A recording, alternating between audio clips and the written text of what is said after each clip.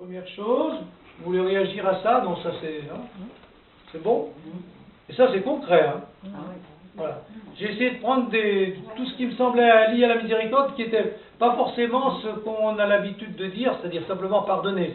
Pardon, c'est le sommet peut-être, mais... Hein. Deuxième chose, être miséricordieux comme Jésus, c'est rencontrer en profondeur les autres, en faisant émerger le meilleur d'eux-mêmes, donc ça veut dire en les sauvant au lieu de les condamner. C'est-à-dire, être miséricordieux, c'est pas s'arrêter à ce qu'on voit ou ce qu'on sait des gens, mais à aller plus profond pour faire émerger le meilleur d'eux-mêmes. Toutes les rencontres de Jésus sont des rencontres de miséricorde qui libèrent le meilleur des personnes. Zachée, hein, moi j'ai pris les exemples, vous le connaissez tous, hein. Ben voilà, Jésus, non seulement il l'accueille, mais il le sauve, hein, là, par rapport à ce que j'ai dit avant. Hein. C'est-à-dire, il fait émerger le meilleur. Voilà. C'est-à-dire, être miséricordieux, c'est pouvoir dire à quelqu'un, lui faire comprendre qu'il est meilleur qu'il ne paraît. Hein. Il y a un fond en lui qu'il faut faire transparaître, que lui-même peut-être ne met pas assez en valeur. Donc voilà. Miséricordieux, c'est faire apparaître le meilleur des gens. C'est pas forcément facile, hein.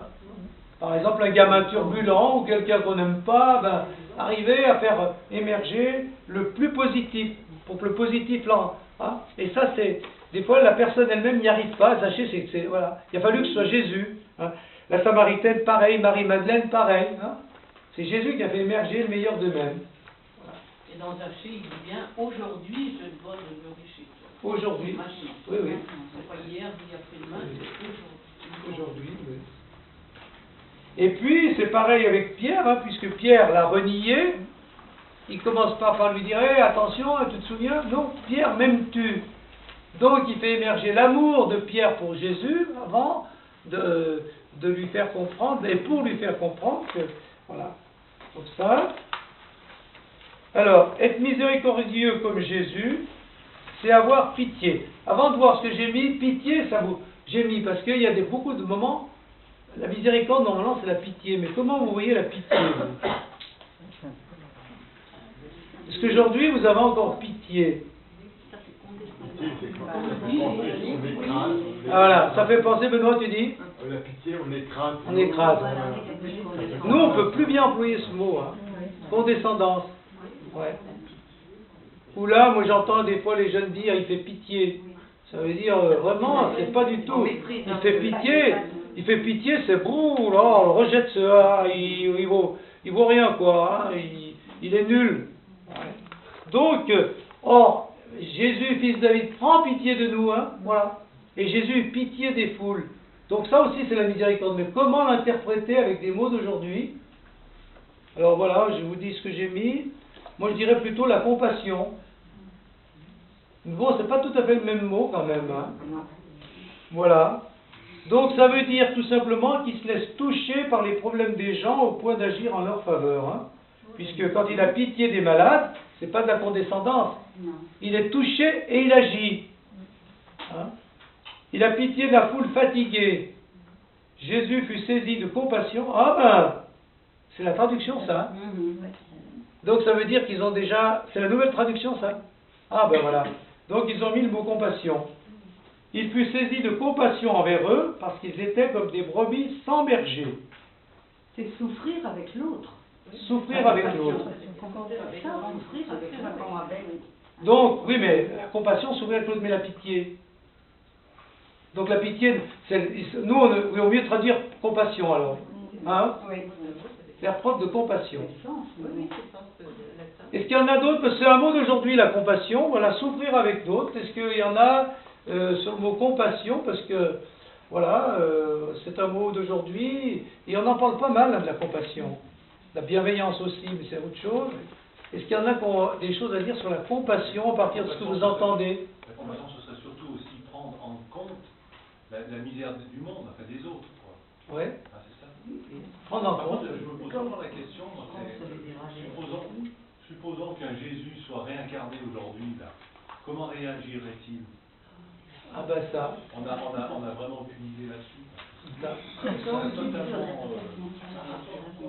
à ce que l'ensemble de choses qui se passent Oui, mais ça serait peut-être pas forcément bien. Je pense que il vaut mieux dire, Jésus, c'est nous tous. Et c'est un ensemble de réactions qui sont différentes et complémentaires. Je pense que c'est ça, Jésus agit en chacun. Hein. Et si on veut savoir ce qu'il ferait aujourd'hui, ben on regarde ce qu'il nous fait faire aux uns et aux autres et on le partage. Et c'est comme ça qu'on arrive à découvrir Jésus, voilà, qu'est-ce que tu fais toi par rapport à telle souffrance, qu'est-ce que tu fais toi par rapport à telle autre, etc. Et c'est pour ça qu'on est le corps du Christ. Hein. Et dans la mesure où on voit des belles actions, dans la mesure où on voit des beaux gestes justement de compassion et tout, on peut dire, Jésus, qu'est-ce qu'il fera aujourd'hui? C'est pas qu'est-ce qu'il ferait, il fait. Il est là. Mais quand vous dites se laisser toucher par les problèmes des gens, je dirais d'abord écouter les problèmes des gens, hein, et puis agir. Mais il faut d'abord les écouter. Oui. Parce que souvent on n'écoute pas les problèmes des autres. Oui. On ne les voit pas. On les voit pas. Et puis ça va reconnaître ce que les autres peuvent nous apporter, même si on a l'impression que ils sont trop malades. Oui. Mais finalement...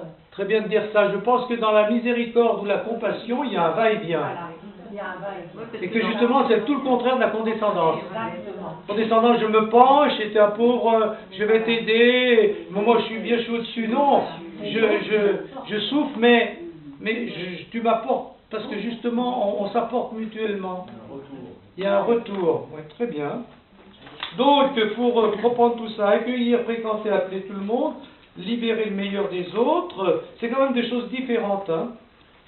Faire preuve de compassion. Alors, et puis, le sommet, parce que moi j'ai fait ici, c'est pas dans l'ordre du moins bien au mieux, c'est dans l'ordre où les mots sont apparus, où les idées sont apparues j'ai fait surtout à partir de Saint-Luc, hein. Donc j'ai lu les textes et dit, ça c'est un lien avec la miséricorde. Voilà. Être miséricordieux, comme Jésus, alors là c'est le sommet bien sûr, ça c'est le sermon sur la montagne, c'est être miséricordieux comme le Père. Alors il y a 3 choses. En ne jugeant pas, en ne condamnant pas, et en pardonnant tout le temps, dans l'absolu, à l'infini, jusqu'à 70 fois 7 fois, c'est-à-dire toujours. Soyez miséricordieux, donc je cite carrément, hein, c'est bien enchaîné chez Saint-Luc en tout cas. Soyez miséricordieux comme votre Père est miséricordieux. Ne jugez pas et vous ne serez pas jugés. Ne condamnez pas et vous ne serez pas condamnés. Pardonnez et vous serez pardonnés. Voilà. Donc c'est clair. Alors, le jugement, j'ai mis ça comme ça, on peut juger parce qu'on passe son temps à juger, hein. On peut pas dire, tiens, lui il a fait bien, c'était pas bien, c'était bien, voilà. Hein, voilà. Donc on passe son temps à juger, mais ce qui est bien, c'est de juger les actes, les comportements. Je suis pas d'accord avec lui, je suis pas d'accord avec ce qu'il a fait ou ce qu'il a fait, mais pas les personnes. Une grande différence. Hein. Parce qu'on ne sait pas les raisons de leur conduite mauvaise. Hein. Bon, on ne sait pas les raisons. Donc voilà. Et sur le plan positif, c'est bien aussi. Hein.